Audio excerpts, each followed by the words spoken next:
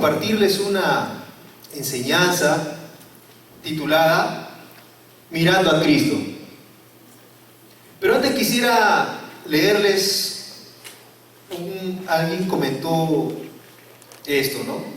Las cosas materiales difieren de las espirituales en que las materiales hartan y hastían en la medida en que nos satisfacen. En alguna oportunidad recuerdo que a mí me gustaban unas galletas de queso, ¿no?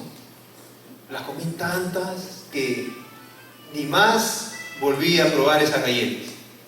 O sea, las cosas materiales cuando uno las prueba, ¿hasta cuándo es suficiente? Hasta que estás satisfecho. Después, ya no más. Ahí no más ya. Sí, él es mi plato favorito, lo más rico que pueda haber, pero ya estoy satisfecho. No quiero más.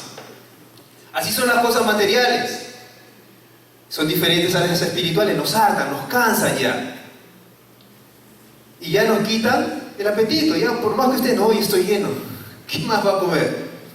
Pero en cambio las espirituales nos van satisfaciendo en la medida que nos van llenando. ¿Sí? Nos van satisfaciendo en la medida que van llenando nuestro corazón. Y van excitando más y más nuestro apetito para seguir nutriéndonos de ella, siempre satisfechos, pero nunca hartos. ¿Sí? Y eso es lo que hacen las cosas espirituales. Nos llenan, pero no terminan satisfaciéndonos. Voy a querer siempre más. No es como lo material, ¿no? Ahí no más, ya no, suficiente. Y no solamente solo de comida, cualquier cosa. Ya uno ya, ¿para qué más? Entonces, teniendo en mente esto de que las cosas materiales son necesarias, pero hasta cierto momento ya cansan y hastían, pero las espirituales no. Es cuando Nicodemo va a buscar al Señor de noche. Ustedes saben que Nicodemo era un sumo sacerdote. Él fue a buscar a Jesús de noche porque él sabía que Jesús había venido de Dios, por todas las cosas que él hacía y por las que había visto hacer. En Juan 3, 14 al 15, vamos a leer lo que dice. Y Jesús le estaba hablando con Nicodemo y le estaba explicando que el hombre tenía que nacer de nuevo. El hombre tenía que nacer de nuevo, pero Nicodemo no entendía estas cosas. Y entre esa conversación llegan a este versículo que dice, Juan 3, 14 al 15, del 14 al 15. Y como Moisés levantó la serpiente en el desierto, así es necesario que el Hijo del Hombre sea levantado, para que todo aquel que en él cree no se pierda, mas tenga vida eterna. Jesús acá está citando, está haciendo recordar algo que ocurrió en el libro de Números. Ahora, ¿de qué serpiente me está hablando Jesús? ¿No es la serpiente acaso el símbolo simboliza, el que sea, el pecado, el mal? Vamos a leer Números del 21 al 4. Es una historia muy interesante, que seguramente usted la ha leído en casa, pero vamos a ver qué nos habla hoy. Ahí está. Números 21 dice: después partieron del monte de Hor, camino del Mar Rojo, para rodear la tierra de Edom. Y se desanimó el pueblo por el camino, y habló el pueblo contra Dios y contra Moisés. ¿Por qué nos hiciste subir de Egipto para que muramos en el desierto?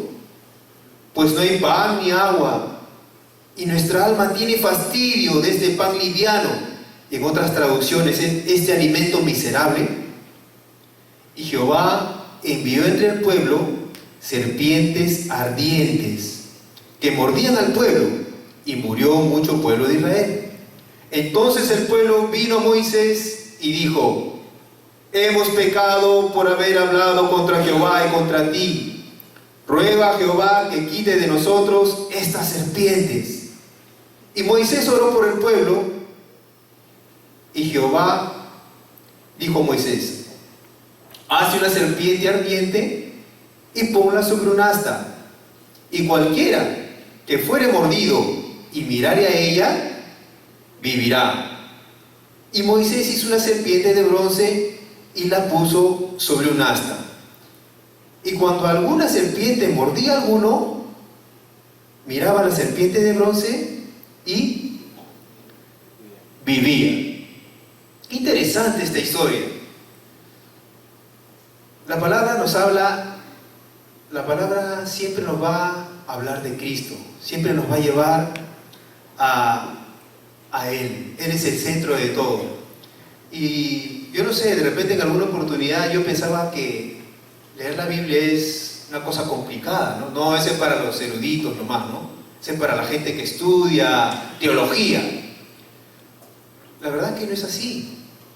La Biblia está escrita en un lenguaje sencillo. Si bien es cierto, hay palabras que fueron traducidas de cierta forma, pero leer la palabra,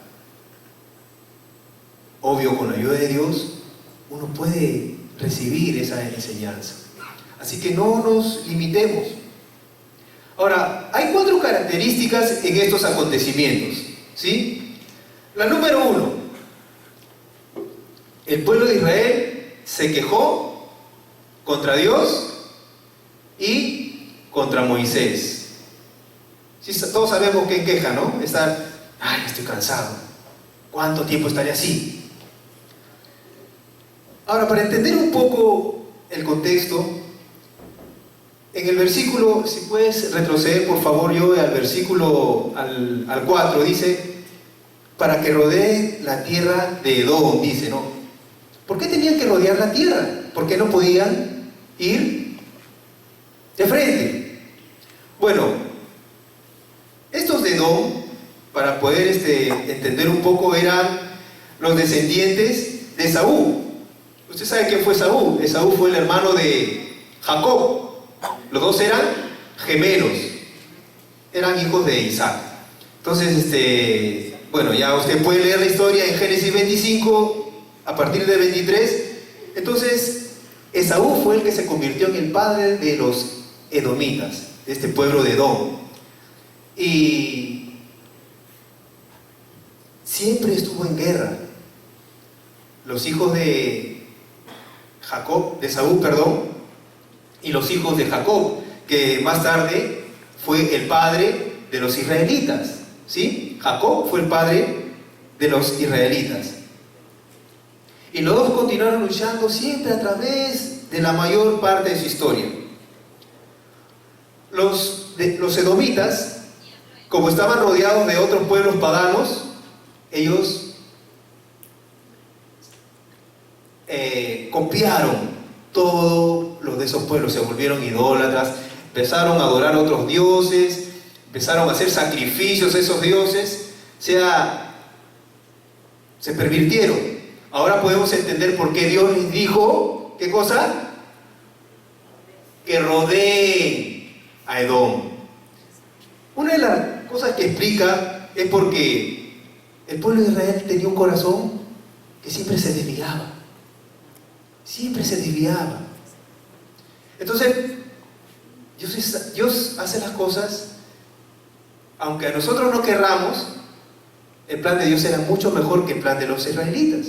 Y es más, la Biblia cuenta que Moisés fue a hablar con el rey de Edom y le dijo, mira, nosotros queremos ir hacia allá, por favor, déjanos pasar por la calle principal de la ciudad, no vamos a hacer nada, mire, si tomamos agua, comemos algo, te lo vamos a pagar.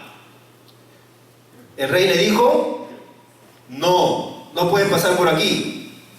Ahora, si el rey le hubiese dicho, hubiese sido la voluntad de Dios, si Dios hubiese querido que ellos vayan, corten camino, le hubiese dicho, atraviesen, pero les dijo, rodeen. Entonces le volvieron a insistir, pero por favor no, te vamos a pagar lo que vamos a comer, no pienses que vamos a comernos las cosas gratis, no, saque ya no. Se cansó el rey, mira, es más, voy a sacar a mi ejército allá afuera, por si acaso, que tú quieras pasar. Bueno, ya con esa ya Ni modo, tengo que bordear. Dios estaba guardando el corazón del pueblo de Israel. ¿De qué cosa? De la idolatría. Porque seguramente se les iba a pegar las costumbres de los otros pueblos. Entonces, no nos vayamos, dice el monte de Dor, y se desanimó el pueblo por el camino. O sea, era ya... Todos nos gusta cortar camino, ¿verdad? Nos gustan los atajos, nos gusta siempre hacer las cosas más rápido, más cortas. Pero hasta tomar el camino más largo, ay, cansados.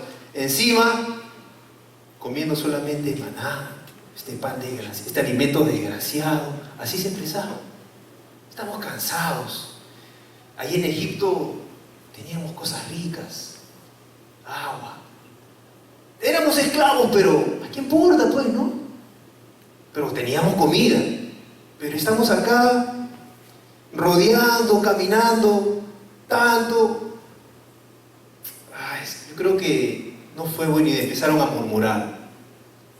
Usted sabe que una murmuración es un descontento a media voz, ¿no? No necesariamente la otra persona tiene que decirle de frente las cosas. Mira, cuando alguien viene a murmurarle de alguien, usted puede identificar. Mira, a mí no me parece lo que dice él. Yo creo que esto debería hacerse así, ¿no crees tú? ¿Qué dices? ¿No crees que mi idea es mejor que la del otro? Sí, ¿no? Sí, claro. Murmurando de la otra persona. En este caso, murmuraron de Dios y de Moisés. Este pan, cansado del camino, ¿por qué no nos hizo atravesar de frente acá? Tenemos que dar la vuelta. Se quejaron constantemente de todo. ¿Saben? El pueblo de Israel estuvo 430 años de esclavo en Egipto. ¿Sí? 430 años. No es poco, ¿eh? ¿Saben cuántas generaciones hay ahí? Si una generación ahora se cuenta cada 25 años, aproximadamente son un poquito más de 17 generaciones los 430 años que el pueblo de Israel estuvo esclavo en Egipto.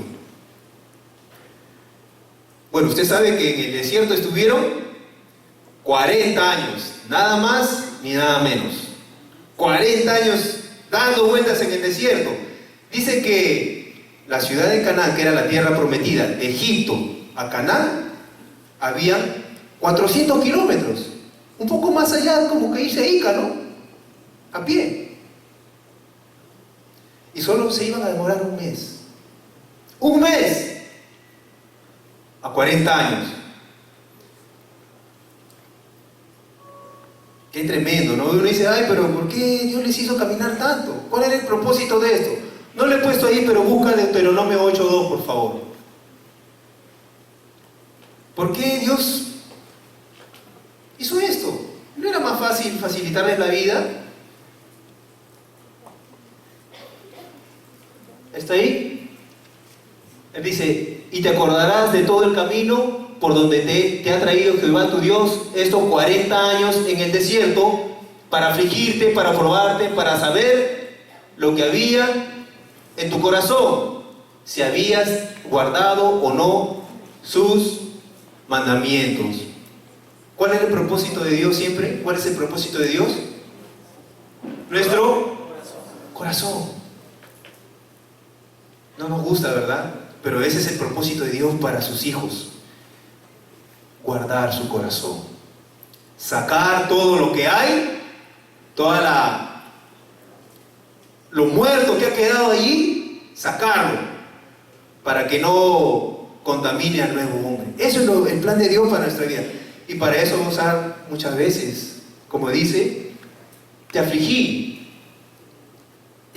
por 40 años. Muchas veces el Señor va a afligir a sus hijos. No los va a matar, ¿eh? Porque Él nos ama. Cuando su hijo se porta mal, ¿usted le deja que se porte mal siempre? ¿Lo corrige o no? ¿Se molesta o no? O yo nomás me molesto. Todos nos molestamos, ¿no? ¿Y usted se molesta con una cara feliz? No, por esa es su cara. Te he dicho ya. Perdonen, algunos más serios que otros de repente. Nos molestamos. pero sigue siendo nuestro hijo, sigue teniendo nuestros mejores deseos, ¿o no? Entonces, el pueblo de Israel empezó a murmurar contra Dios, empezó a quejarse de por qué los habían sacado, empezó a quejarse de la comida. Casi 2 millones de judíos fueron sacados de Egipto. Dios los cuidaba, porque en el desierto no había nada, ¿no? En Romanos 3:23 dice: por cuanto todos pecaron y están separados de Dios.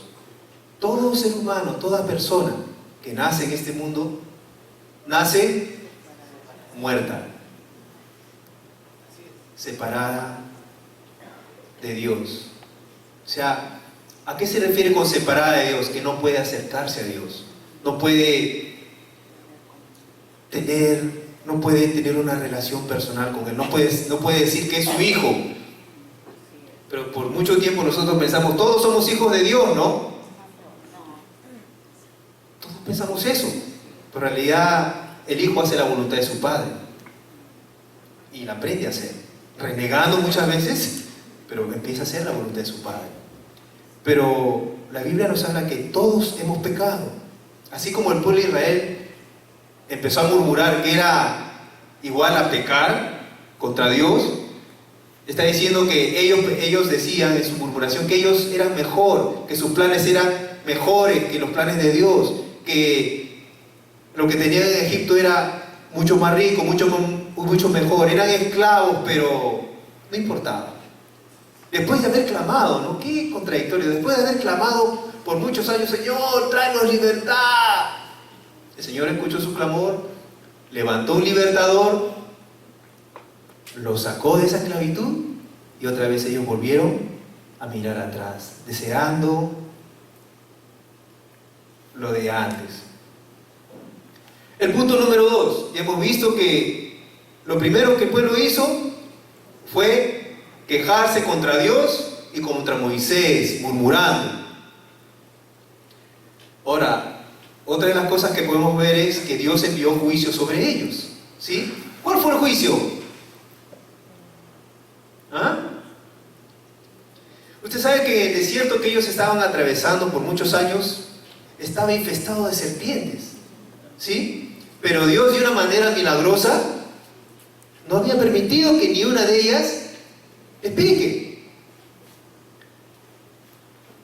Y eso lo podemos ver en Deuteronomio 8:15. ¿Qué dice Deuteronomio 8:15? Dice que te hizo caminar por un desierto grande y espantoso, lleno de serpientes ardientes y de escorpiones y de sed, donde no había agua, y Él te sacó agua de la roca del pedernal. Esas eran las condiciones en las cuales estaba este desierto, pero Dios siempre estaba guardando a su pueblo. Ahora, Dios envió estas serpientes como juicio para todo el pueblo de Israel, porque ellos empezaron a murmurar. Uno dice, pero ¿por qué tan malo, Señor? Hasta escucho comentarios, como un Dios de amor, como un Dios tan bueno puede matar a sus hijos, a su pueblo. Muchos murieron. Romanos 5:12 dice: por tanto, como el pecado entró en el mundo por un hombre, y por el pecado que entró la muerte, así la muerte pasó a todos los hombres, por cuanto todos pecaron. Todos recibimos la picadura de las serpientes. Todos nacimos con esa naturaleza de no buscar de Dios, de no desear nada de Dios, con una naturaleza que siempre se va a revelar a cada minuto, a cada segundo, a cada aliento. Siempre se va a revelar. Esta naturaleza no quiere, se revela, se va a revelar siempre contra Dios. Por eso que todos nacimos separados. El pecado trajo la muerte, la separación, que el hombre no pueda volver a su Señor, a su Creador, no puede. Y no es por actos religiosos, no es por buenas obras, no es por nada que el hombre planee, no es a su manera que el hombre pueda acercarse a Dios, porque todo hombre está caído, separado, apartado. Qué panorama tan triste, ¿verdad? Que no podamos volver a aquel que nos dio la vida, aquel por quien vivimos cada día. Y a veces nos desviamos de los caminos rectos del Señor. Como hijos que somos, nos desviamos hastiándonos del maná, que es la palabra de Dios, ¿verdad? Y cuando digo hastiándonos, literalmente lo digo. ¿Para qué voy a leer si ayer leí? ¿Para qué voy a leer si el mes pasado leí la Biblia? Voy a leer en mi celular nomás los comentarios bonitos que mandan, todo eso. Ay, qué lindo, ay, sí, cristianitos somos. Y nos conformamos con eso. Nos conformamos con alguna canción, no digo que las canciones estén mal, con escuchar, hoy escuché mi dosis de tranquilidad, como los que toman pastillas para dormir, ¿no? Así que si no toman su pastilla, no duermen, para nada. El sueño lo da Dios, ¿sabe usted? El descanso da Dios. Entonces, nos hastiamos de la palabra, nos hastiamos de lo que Dios tiene en ella. ¿Y quién es la palabra? Cristo es la palabra. Y al hastiarnos de esa palabra vamos a recibir, ¿qué cosa? La picadura que da este mundo. Si no estamos llenos de la palabra, ¿qué nos va a llenar? ¿Qué me llena? ¿Qué me va a llenar? Este mundo me va a inyectar su veneno. Y eso va a producir una parálisis, una muerte, un enceguecimiento. No voy a poder ver las cosas de Dios. Voy a pensar que estoy saciando mi barriga, mi estómago, saciando mi vida, pero a la larga me va a hartar, porque el corazón del ser humano, ¿sabe? Con nada se puede satisfacer. Solo cuando Dios llega al hombre, a través de Cristo puede estar el hombre completo, satisfecho. No hay otra manera. Ahora, el tercer punto que podemos ver en esta historia es que después que ellos se rebelaron contra Dios, murmuraron contra Dios y contra Moisés, y Dios les envió juicio, un castigo. ¿Ellos qué hicieron? Se arrepintieron de su pecado, se arrepintieron de haber murmurado. Y eso lo podemos ver en Números 21:7 que acabamos de leer, ¿no? El pueblo reconoció la seriedad de lo que había hecho. Y por eso buscó a Moisés otra vez. Y le dijo, Moisés, sí hemos murmurado contra Dios, sí nos quejamos y todo eso. Por favor, intercede delante de Dios. Intercede delante de Dios para que no muramos, para que quite de nosotros estas serpientes. Moisés oró, ellos confesaron su mala actitud, su maldad, y Dios envió la cura para esto, ¿no? Lucas 32, perdón. Uno piensa que solo los malos se arrepienten, ¿no? Solo los políticos se deben arrepentir. No se van a arrepentir. El otro día estaba viendo, usted sabe en este caso de cierta leche que se hacía pasar por leche, ¿verdad? Que fue descubierta en otro país. ¿Se acuerdan o no? ¿Sí? Que no se descubrió acá, a pesar de que, bueno, no les voy a hacer larga la historia, pero acá se hicieron de la vista gorda, tuvieron que ver en otro país, y el representante, uno de los dueños, cuando salió a dar la cara, porque tuvo que salir a dar la cara por lo que había pasado, no escuché en ningún momento de su comentario que él dijo, querido público, que ustedes que han estado consumiendo nuestra leche, perdónennos por habernos engañado. ¿Usted cree que dijo eso? No. Jamás. Lo único que hizo un juego de palabras muy bonito para tranquilizar a la gente. Sí, que hubo mala comunicación, que por acá nunca reconoció, nunca se arrepintió. No hubo un arrepentimiento de nada. ¿Saben qué? Cuando uno empieza a adorar la píldora, cuando uno empieza a dar vueltas al asunto, a buscar siempre una justificación a las cosas, no se ha arrepentido. El que se arrepiente, como dice la Biblia, cambia. Si yo estoy yendo para un lado, me voy a la muerte. Señor, me dirijo hacia ti. El que se arrepiente, resarce lo robado. Lucas 5:32, no lo borres. 5:32 dice: no he venido a llamar a justos, sino a pecadores al arrepentimiento. Todos nosotros estuvimos ahí, ¿verdad? En algún momento, cuando estábamos sin Cristo, sin esperanza. Pecadores. Ahora, ¿somos pecadores por lo que hacemos? Somos pecadores porque nacimos apartados de Dios, muertos. Eso, como consecuencia, dio fruto. Y el fruto se evidencia. Por eso lo que vemos generalmente en la gente es lo que hace, ¿verdad? Lo que habla, lo que dice, y eso es lo que juzgamos. Ah, no, cuidado, no te juntes con él, no te vaya a contagiar, con su mal comportamiento, con sus malas costumbres que tiene. Muchos creen que el pecado en las vidas es insignificante. El pecado no es insignificante. El pecado, así como la mordedura de la serpiente, no es como una quemadura, uno que salga de un edificio que se ha quemado, ¿no? ¡Ah! Sale así, desfigurado, ¿verdad?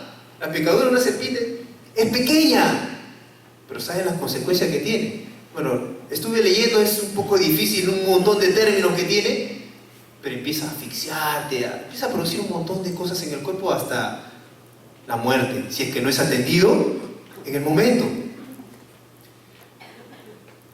Por eso no hay que menospreciar el pecado en nuestras vidas, por más pequeño que éste sea. ¿Qué es lo que hizo el pueblo? Confesó.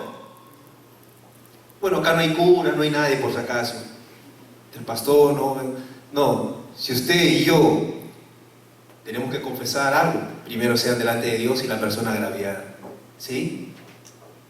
No hay otra situación. Delante de Dios: Señor, perdóname mi dureza de corazón, porque hice esto, y dame el valor para enfrentar esto. ¿Sí? El pueblo tuvo que confesar su pecado a Moisés. En Jeremías 29:11 dice: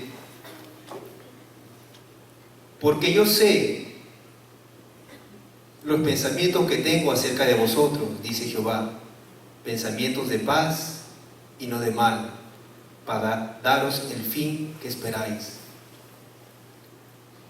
Ese es el pensamiento que Dios tiene para sus hijos.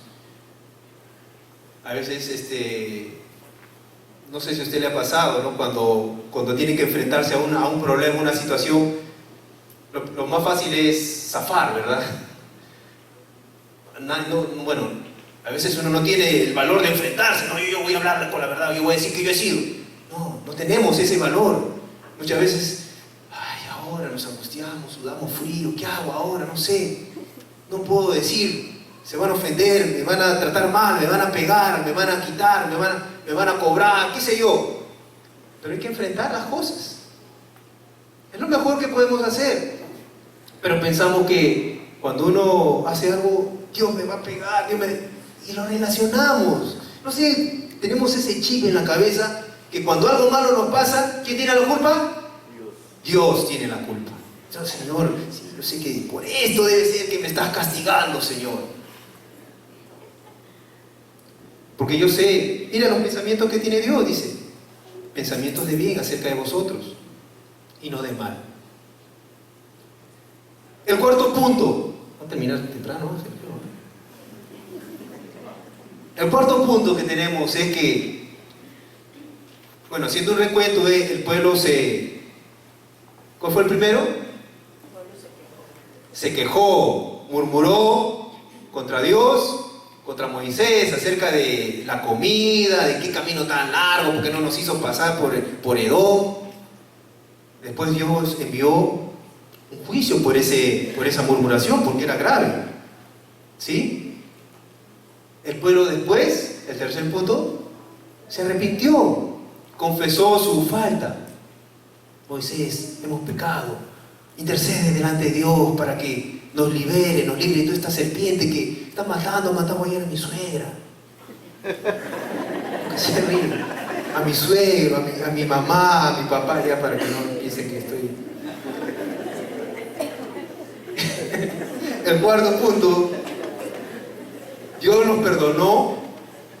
Dios nos perdonó.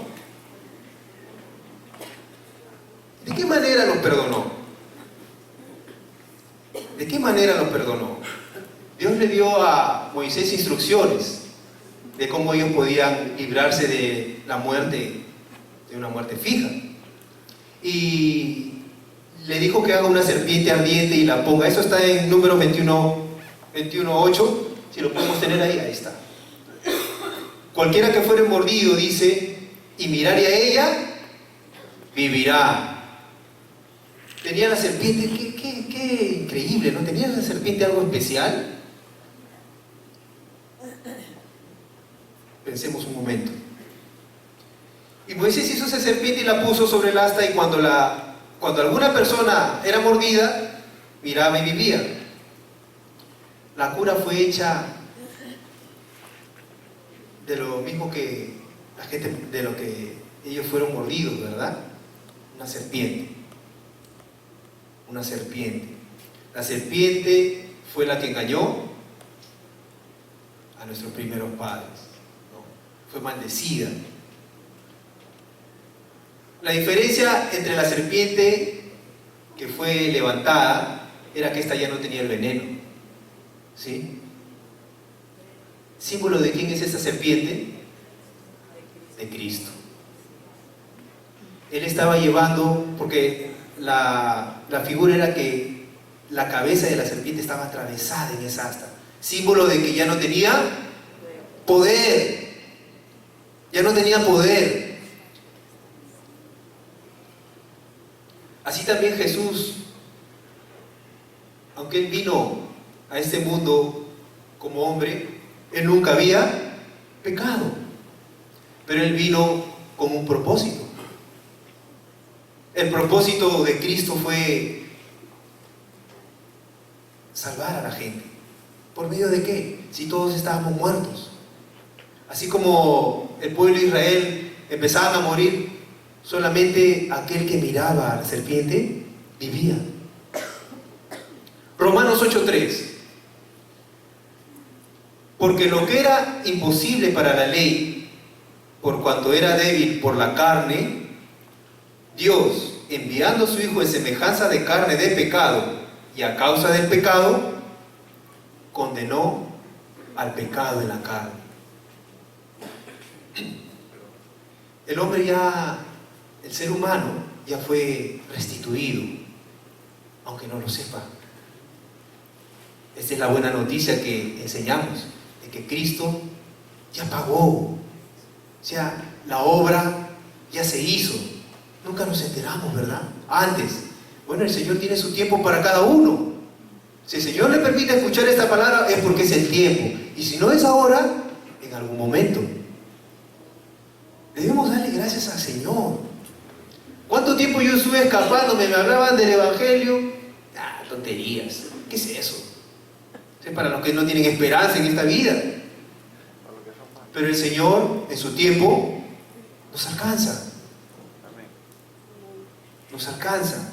Así, muchas veces tenemos que estar medio muertos, picados por todo lugar por el veneno de este mundo para recién buscar al Señor.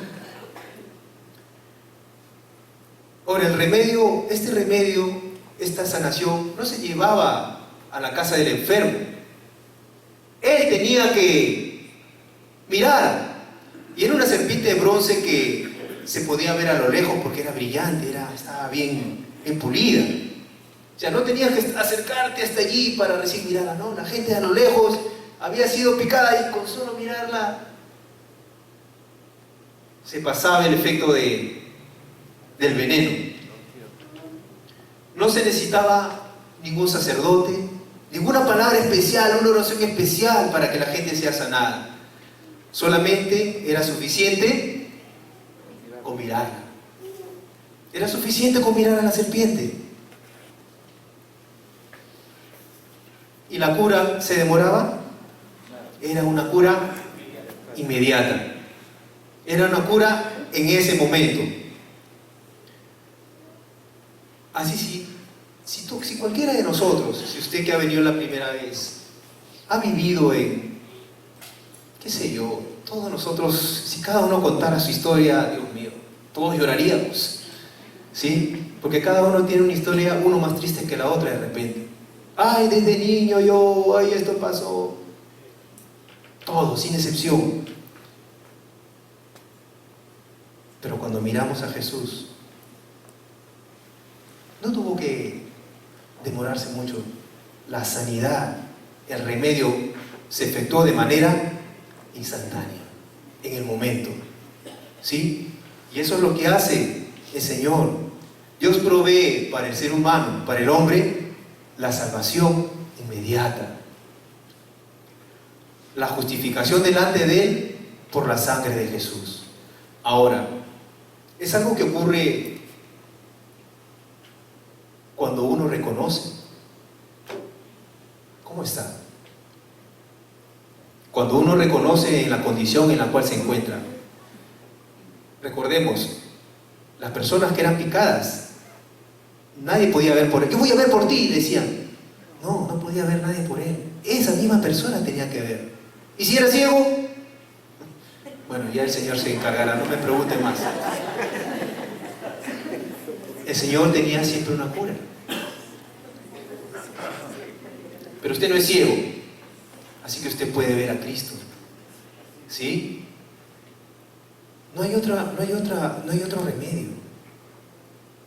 ¿Dónde puede encontrar usted alguien que cambie su vida? ¿Una persona puede cambiar su vida? Pero qué ilusos somos, ¿no? Pensamos que un hombre o una mujer puede transformar nuestra vida. ¿No? ¿Usted es iluso como yo o no? Antes, ahora no. Porque es alguien que necesita también restaurar su corazón y su corazón también está engañado y perdido. La cura se efectúa en el momento. Ahora, no hay nada en este mundo, en esta sociedad que le pueda salvar. Nada. Nada, absolutamente nada. No hay ningún plan humano que restaure, a menos que usted confíe con todo su corazón y ponga su mirada en la obra salvadora de Dios que Dios proveyó por medio de su Hijo Jesucristo. Primera de Timoteo 2:5.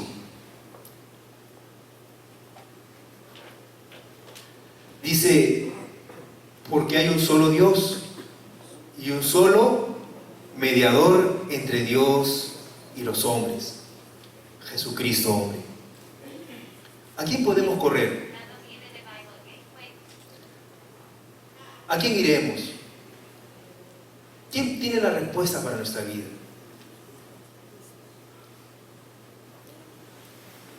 Usted puede buscarla donde quiera, ¿sí? No está obligado. Pero ¿sabe? Solo cuando Dios empieza a abrir nuestro entendimiento, uno puede comprender que Él es el único que puede transformar. ¿Por qué? Porque la Biblia es el único que le dice al hombre cuál es su condición. Que está perdido, apartado, que puede tener una apariencia de piedad, podemos tener apariencia de piedad, pensar que somos buenos, hacer buenos actos, juzgar con justicia muchas veces. Pero si eso no está basado en el señorío de Jesús en mi vida, es puro humanismo, un puro humanismo, porque al final va a terminar exaltándome a mí, ¿sí? Va a terminar creando un ídolo en mí, que yo soy, que es suficiente, no necesito más. El pueblo de Israel se volvió como idólatra, Usted sabe que idolatría no es solamente, uno piensa que idólatra es alguien que venera una imagen, ¿no? Idólatra es alguien que cambia a Dios por cualquier otra cosa. Buena puede ser esta, o podemos cambiar por, qué sé yo, dinero. Cuando lo pongo en primer lugar, estoy hablando, ¿no? ¿Quién ocupa el primer lugar en mi vida? Mis hijos, mi madre, mi padre, qué sé yo. No estoy hablando con esto de deshonrar. Todos nuestros padres tienen su lugar en nuestras vidas, de honra, porque Dios nos manda a honrar a nuestros padres, a honrarlos. No hay otro en el cual el ser humano, el hombre, pueda acercarse. Solo puede mirar a Jesús. Él es el único que puede curar el pecado mortal en el cual está sumida toda la humanidad. Es más, Él ya la curó. Ya la curó. Y si usted piensa que su pecado es imperdonable, ay, si tú supieras todo lo que he hecho, no me aceptarían acá. Bueno, acá nadie creo que tiene la capacidad de juzgar a nadie. Ni estamos llamados, nadie, para juzgar a nadie. Para nada. Para nada. Solo cuando la palabra me habla y yo soy confrontado y veo como un espejo cómo estoy, es donde yo puedo ver, qué feo, qué horrible imagen, qué corazón tan terrible tengo, Señor. ¿Qué puedo hacer? Bueno, solamente hay un lugar donde tú puedes voltear tu mirada. Es a la cruz de Cristo. Solamente Cristo tuvo el poder sobre la muerte y sobre el pecado. No hay hombre que pueda resistir. Y quiero terminar con este versículo. Isaías 1:18. Si usted piensa que ha hecho cosas imperdonables, bueno, mira, déjeme decirle lo que Dios dice en Isaías. Dice, venid luego, dice Jehová, y estemos a cuenta. Si vuestros pecados fueren como la grana, como la nieve, serán emblanquecidos. Y si fueren rojos como el carmesí, vendrán a ser como blanca lana. ¿Quién tiene la iniciativa? ¿Usted? ¿Yo? El hombre no quiere a Dios. El hombre es enemigo de Dios. Dios es el que llama al hombre. Dios es el que empieza a hablar, a poner el deseo en su corazón para buscarle. Y no importa lo que haya hecho, la gracia de Dios, el perdón de Dios está para todos nosotros. Y si usted es un hijo del Señor y dice, ay Señor, pero yo todo el tiempo estoy así, no se deje engañar. No nos dejemos engañar por el enemigo. Porque usted sabe muy bien, usted tiene usted y yo no tenemos que ignorar cómo actúa el enemigo, ¿verdad? ¿Sí? No tenemos que ignorar sus maquinaciones. Tenemos que estar alertas, conocer cómo actúa. Y lo que el enemigo va a hacer, uno dice, no, me va a traer maldición a mi vida. ¿Sabe que si usted es un hijo de Dios, usted no está maldito? La Biblia dice que usted ha pasado de maldición a bendición, de muerte a vida. Que usted no se vea así, eso no significa que no sea lo cierto. Pero tenemos que aprender a vernos como Dios nos ve. Tenemos que aprender a caminar en esa nueva vida que Dios tiene para nosotros. Mi hijo me hacía un chiste, a veces hace chiste malo, ¿no? Me decía, papá, me dice no me acuerdo del chiste ahorita, es tan bueno ese. Pero me contó algo de un adoptado, y me dice, la diferencia de un adoptado es que el padre lo escoge. ¿Sabe? Dios nos ha adoptado como sus hijos. Ay, ¿así me ha escogido como soy? Sí, así lo he escogido, así me ha escogido. Con todo y como soy, ¿cuál problema. Si Él te va a cambiar, si tú le dejas obrar cada día en tu corazón. La obra no es tuya, la obra no es mía, pero si bien es cierto, yo tengo que buscarle. Y si caigo, me levanto y sigo. Tengo a Dios de mi lado. Si Dios está conmigo, ¿a quién temeré? Usted no puede tener temor a la muerte, a nada Yo sé que humanamente sí, ¿verdad? Humanamente dice, ay, ¿cómo moriré? ¿Qué le pasará a mis hijos? Mire, no hay nada que usted y yo podamos hacer. Todo está en las manos de Dios. Todo está determinado por su designio. Así que usted, por más que se consiga una metralleta, una pistola, lo que quiera, su vida está en las manos de Dios. Así que lo mejor es aprender a descansar, aprender a confiar en el Señor, cada día depositar nuestras vidas. Acompáñenme a orar. Amado Señor, Padre Celestial,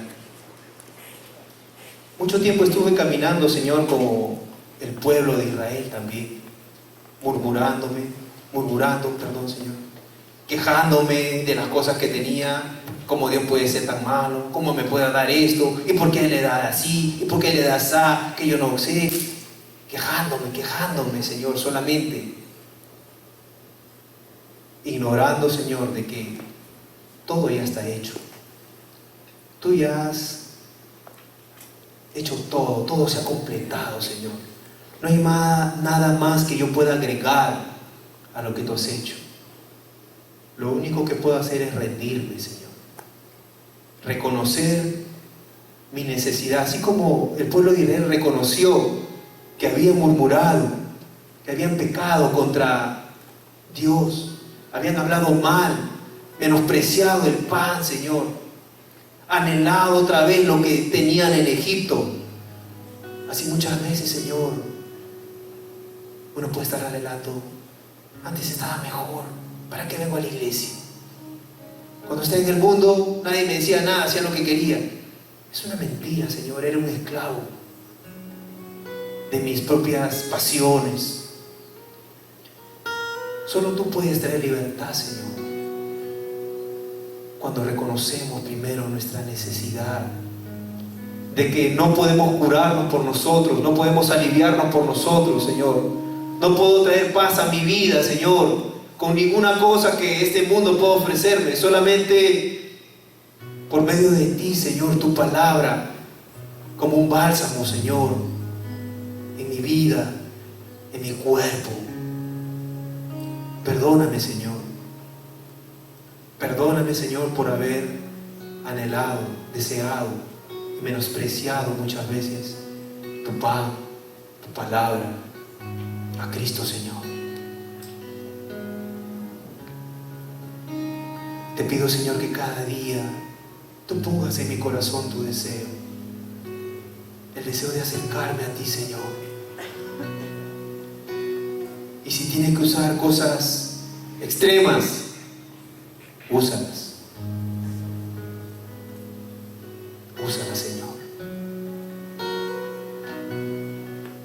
Gracias, Señor. Solamente cuando te miramos a ti podemos vivir la vida que tú has planeado, Señor. Nos vamos a hartar, a hastiar de las cosas de este mundo, pensando que van a satisfacernos, pero lo único que va a hacer es llenarnos, Señor, y ya no querer más. Llénanos, Señor, cada día. Transforma nuestra manera de pensar, Señor.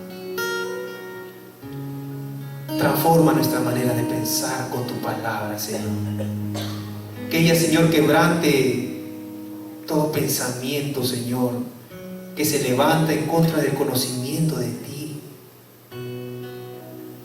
Y que me haga, Señor, más como tú quieres que yo sea. No como yo quiero ser. No como yo pienso que debo de ser. Sino como tú, Señor, quieres que yo sea. Como tú has planeado que sea. Un hombre, una mujer a la estatura de Jesucristo. Sabemos que estamos en camino, lo vemos muy lejos tal vez. Pero eso es lo que tú has planeado, Señor. Revelarte a nuestro corazón. Y dejar de estar llorando, lloriqueando, murmurando allí. Anhelando lo que ya has ganado, Señor. Gracias, Señor. Gracias, Padre, por tu iglesia. Porque tú la rescataste, Señor, con un precio muy alto.